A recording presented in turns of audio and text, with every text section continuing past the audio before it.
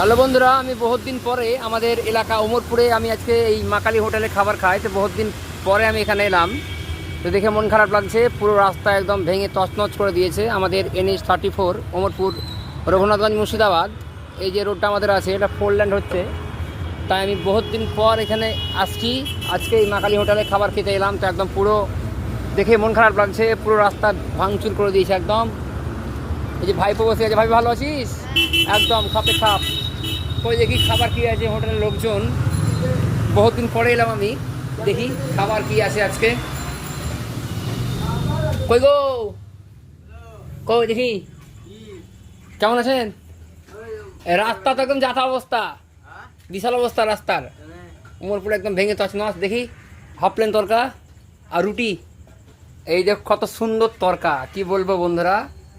হ্যাঁ, আমি এখানে প্রায় দিন খেতে আসি, কিন্তু তোমাদেরকে কোনোদিনও শেয়ার করিনি, তো আজকে শেয়ার করলাম। দেখো কালার দেখছো, এই দেখো।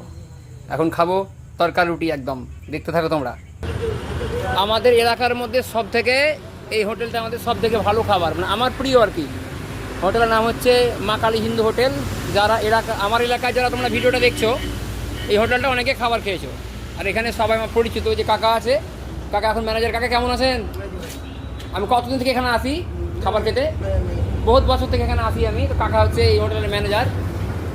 তো হোটেলটা খুব ভালো খাবার করে এখানে, হিন্দু হোটেল। আপনারা এখানে আসতে পারেন উমরপুরে। আমি আজকে বহুত দিন পরে খাবার খেতে এলাম, তো একদম রাস্তা ভেঙে তছনছ করে দিয়েছে আর কি।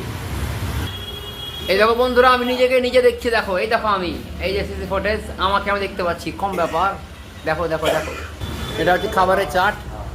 কোনটা কি জিনিসের দাম তোমরা দেখো।